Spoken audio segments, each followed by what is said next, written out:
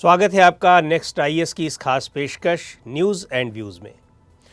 चांद के south pole पर स्पेस क्राफ्ट उतारकर इतिहास बनाने के बाद अब भारत सन मिशन की तैयारी में है। इसके तहत सूर्य का सर्वे करने के लिए एक सैटेलाइट भेजा जाएगा।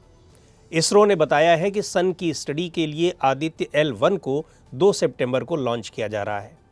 यह सन की स्टडी के लिए भारत का पहला स्पेस मिशन है। न्यूज़ एंड व्यूज़ के आज के एपिसोड में इस मिशन के इम्पोर्टेंस पर चर्चा होगी।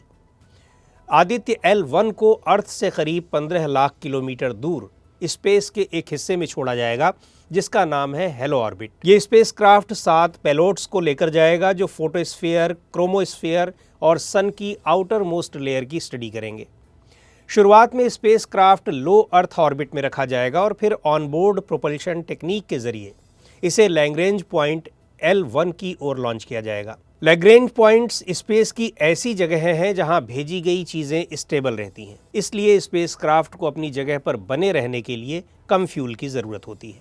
अर्थ और सन के बीच कुल 5 लैग्रेंज पॉइंट्स हैं जिनमें से 2 स्टेबल और 3 अनस्टेबल होते हैं। अनस्टेबल पॉइंट्स हैं L1, L2 और L3, जबकि L4 और L5 स्टेबल पॉइंट्स हैं।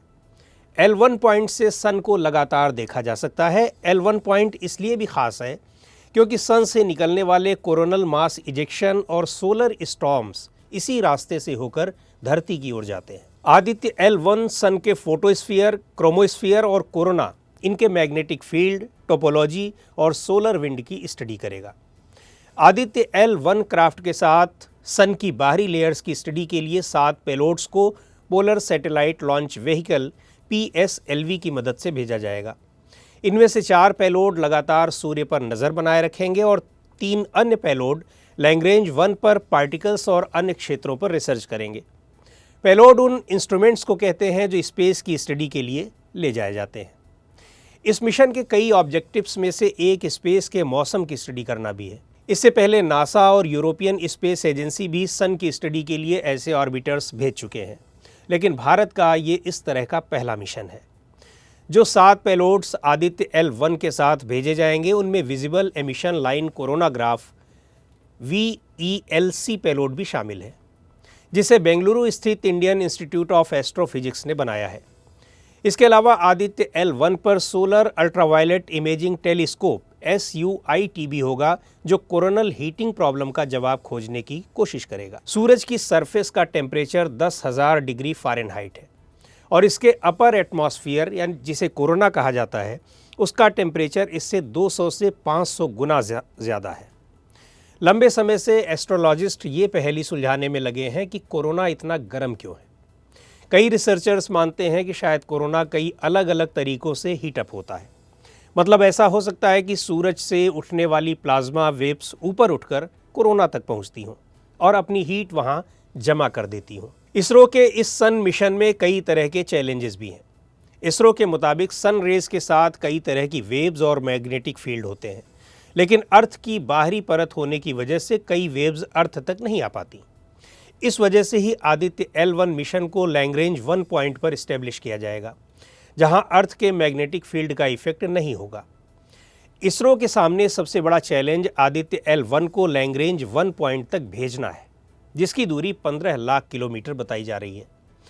अर्थ से मून की डिस्टेंस की बात करें, जहां हाल ही में चंद्रयान 3 को लैंड कराया गया है, तो ये करीब 3 लाख किलोमीटर है।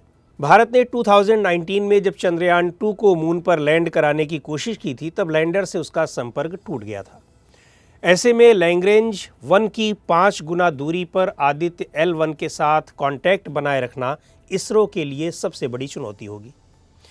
इस मिशन में लगने वाला समय भी एक बड़ी चुनौती के रूप में होगा। नासा ने अब तक 3 मेन मिशन भेजे हैं, सोहो यानी solar and heliospheric observatory, Parker solar probe और IRIS interface region imaging spectrograph. SOHO mission को नासा और यूरोपियन स्पेस एजेंसी ने मिलकर लॉन्च किया था। ये सबसे लंबे समय तक चलने वाला सैटेलाइट है। नासा का सोलर पार्कर मिशन 4 साल से सन के सरफेस के सबसे करीब उड़ान भर रहा है। ये सोलर कोरोना के भीतर भी जा चुका है। IRIS interface region imaging spectrograph sun के सरफेस की बेहतरीन तस्वीरें हाई रिजोल्यूशन में ले रहा है। नासा और यूरोपियन स्पेस एजेंसी के joint mission Hubble space telescope ने भी काफ़ी डेटा कलेक्ट किया है। अर्थ और सन के बीच की दूरी 15 करोड़ किलोमीटर है। L1 की अर्थ से दूरी 15 लाख किलोमीटर है। यानी आदित्य L1 सैटेलाइट जिस जगह जाएगा वो सूर्य की धरती से कुल डिस्टेंस का महज 1% हिस्सा है। तो आज के इस एपिसोड में इतना ही। अगले एपिसोड में फिर मिलेंगे एक नए टॉपिक के साथ। आपको ये प्रोग्राम कैसा लगा कमेंट करके हमें ज़रूर बताएं। आप अपने सुझाव भी हमें भेज सकते हैं।